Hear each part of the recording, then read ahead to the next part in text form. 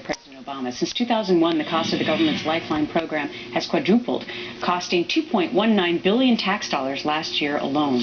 There's a lack of outrage at the White House, though, but many Americans are fed up. With us now is one of them. Nolan Finley is the editorial page editor at the Detroit News, and he's my guest this morning. Good morning to you, sir. Good morning, Gretchen. Thanks for having me. One of the things we should point out is that even though it was enacted under President Reagan, one of the ways in which this has blossomed, so to speak, under President Obama is that we're now talking about cell phones. When President Reagan started this program, we were talking about landlines, correct? Correct. And actually, under President Bush, the program was expanded in 2008 to include cell phones, but it has really expanded along with all the other welfare programs during the Obama years. It's gone from, as you said, $800 million to $2.1 billion, and 41% of that money is estimated to go to phones and service for people who aren't really qualified. It's riddled with fraud, riddled with waste, and you still can't kill it. Yeah, 41%. I mean, come on. Americans hear that and they think, how can you stand by and allow this to continue? But you decided to go out and do your own research, so you sent your intern out to do what? And what did she accomplish? Well, actually, I didn't send her out. She's working now for National Review Online in New York City, Jillian Melcher.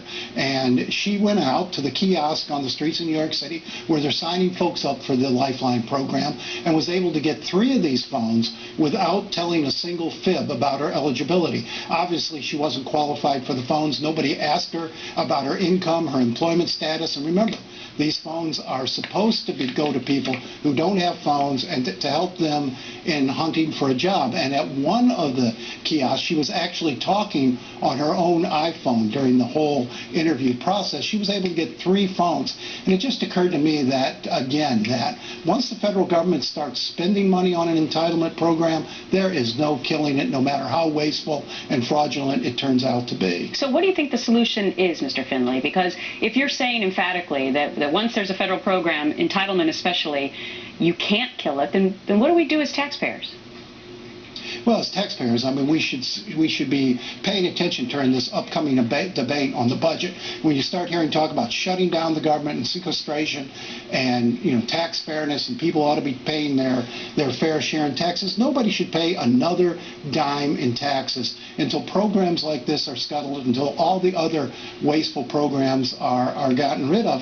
The GOA, as I point out in my Detroit News column, did a report in 2012 that there's $18 billion of waste in job training programs, federal job training programs, and there's not been a move yet to kill those programs or reform them. We've got to make sure the government is spending the money we already give them as efficiently as possible before we give them any more. I know, and what's scary about this, Mr. Finley, is that this particular program is a relatively easy one to see if it's easy to become fraudulent. I mean, if you can go sign up and get a phone, that's pretty easy to prove, but there's got to be tons of other federal programs where you can't prove it as easily, but fraud is probably going on, correct?